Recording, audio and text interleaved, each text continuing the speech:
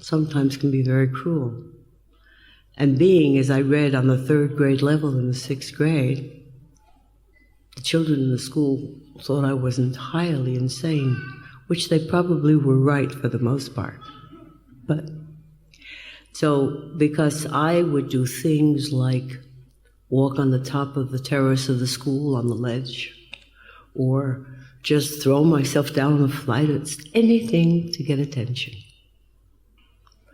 And I remember one day, when I was about 11 or 12, a bunch of kids were really upset with me because I was very different, very, very different than everybody else in the school for many reasons.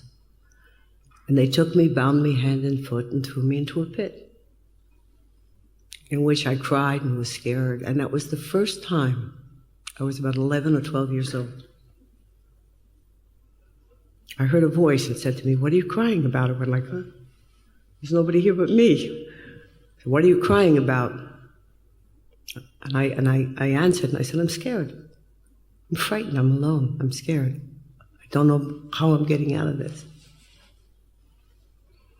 And all the answer was is, "You are protected. You are protected. You are protected." Okay, thank you very much. Okay, that was the first time I ever heard such a voice. First time.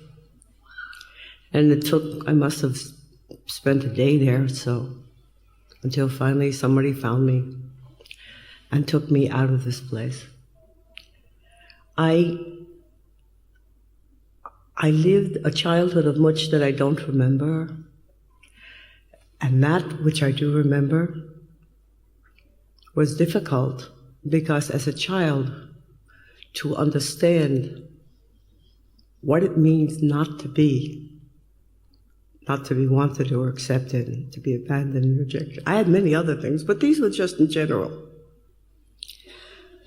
As I grew older, I fast forward, because I'm not going to go into a whole life story here. But at 13, I went to work. I was in high school. I jumped on a bus at 1 o'clock in the afternoon, went to work till 9 o'clock at night, 8 o'clock at night, 9 o'clock, came home, did my homework. The only time I really had that was mine was Saturday and Sunday, sometimes, if I didn't work. And at 17, I decided that I really wanted a home.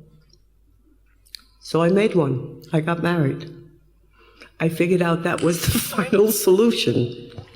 That didn't work very well. And about a year and a half later, I had a first child. And a year after that, immediately I had a second, so one child should never, ever be alone. Very smart, genius. And 6 years later, I was, of course, divorced. And then I met the Rav. And then life changed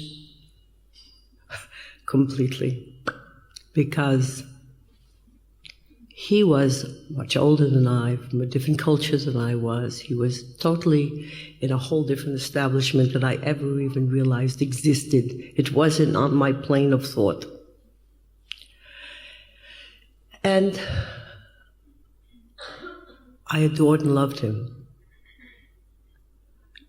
Not only because of who he was, but because, and those of you that read the intro to the book, God Wears Lipstick, knows that I had a vision, and Rabbi Brandwein came to me, put his hands over my head and blessed me.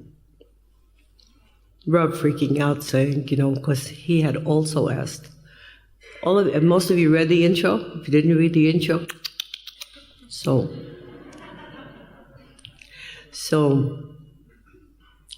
that morning, of course, he came to me to tell me that he couldn't teach me anymore because his teacher didn't give him the option. But he came to me. And I saw him, I saw what he looked like, I saw what he wore. I said he spoke to me in a language that I didn't understand, which was Hebrew. And that started the story. And then I said to my husband at the time, what you're teaching me is so beautiful and so easy. Let's teach everybody. He said, you can't do it. So because of where I was and how I was raised, I never knew the word can't do it. Because I always did it, and I always did it by myself. And I said to him, why not? He says, it's never been done, it's never been taught. Kabbalah was something that was taught in small corners with 2 or 3 people. Even the Great Assembly, that they call the Great Assembly of Rabbi Shimon Bar Yochai, was 10 people. And Rabbi Ashlag had maybe as many. And I said, no. If we're together, then we've got to do something bigger than that. We've got to do something. Because if we're not going to do something, then what's our purpose? I mean, yeah, we could love each other and make open up a grocery store, but I don't think that was the reason we were put together. So he said to me, but you realize what that means? And suddenly it clicked. When I was going through all those things that most young children shouldn't have to go through, I was being trained, if you will. I was being intuned to be able to understand that sometimes you have to go against the tide. Sometimes you have to have the strength to say, and I said to him, he says, you realize we're going to get ridiculed. I mean, we could get stoned. The religious establishment would be totally against us. God knows what can happen. So I said to him, so what can happen? I mean, me, what could happen? The worst thing that could happen is they'd kill us. So what would happen? At least we die for a purpose. Most people die for no reason. At least we'd have a reason. And he was totally confused by this time. I said to him, you know what? Let's not do it here, because if it's so terrible, maybe it's better off we start in Israel. So we packed ourselves up, me and him and 2 kids, and $4,000. $4,000 is what we had to our name. And moved to Israel. No friends, no language, no relatives, nothing. Him and me against everybody. And actually, that's the way the center started. But the reason I'm telling you this story, thank you. The reason I'm telling you this story is not just to tell you that, wow, gee, look at me, look what I've done. There are no such thing as victims. There are only volunteers. And every time that you step, and all of us have, each and every one of us has a part of us that's wounded. Some from other people, some from our families, some from the way we were brought up, some from the marriages that didn't work. We're wounded. But our job is not to find the wound and say, poor me, what can I do? It's, wow, how does that serve me? How does that make me a better human being because that has occurred to me? And let me tell you something, if you look at things that way, we realize that every single thing that happens in our life happens with a purpose, and the purpose is twofold. I remember somebody said to me, a psychologist said to me once, he says, you should have been bitter and you should have been sort of mean. I said, nah, I don't think of it that way. I think of myself as like a piece of meat. The more you hit it, the tenderer it gets. That's what happened to me. And that's what should happen to all of us.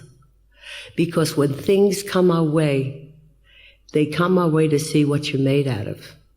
And if you really want to be spiritual, if you really want to make it, we say it all the time. Light only comes out of one place. Light comes out of the darkness. Now, I'm not saying we should all go hit ourselves on the head and bleed. That's not what I'm saying we should do. But I am saying that those things that are in our life, you know, when you have 31 kids in a class and 30 of them are against you, you kind of feel bad. And I said in those times, and I was a very young kid, I was trying to figure out for myself how I ever got into this darkness. And every time I went into the darkness, and when it was the darkest of the dark, somehow, I remember the first time, and I didn't know what a sitter was. I went to an uncle and I said I was afraid to go to sleep. I was afraid to be alone. I was afraid to be dark, all kinds of things. And he handed me a sitter. And he said, "This is a holy book." And I put it under my pillow and I was sound asleep. I was sure that the angels were watching me. The angels were watching me, as the angels watch all of us. The only difference is that God has the angels to be the more spiritual, the most correct, the most this and the other thing. We're here, all of us together on different levels and in different places, to fix the fractured pieces that are in us and bring those pieces into the light. That's our job. And that's the way we open our heart. Not through the good things that happen. The good things that happen are wonderful. But it's the negative things that are in our life that brings us closer to the Creator.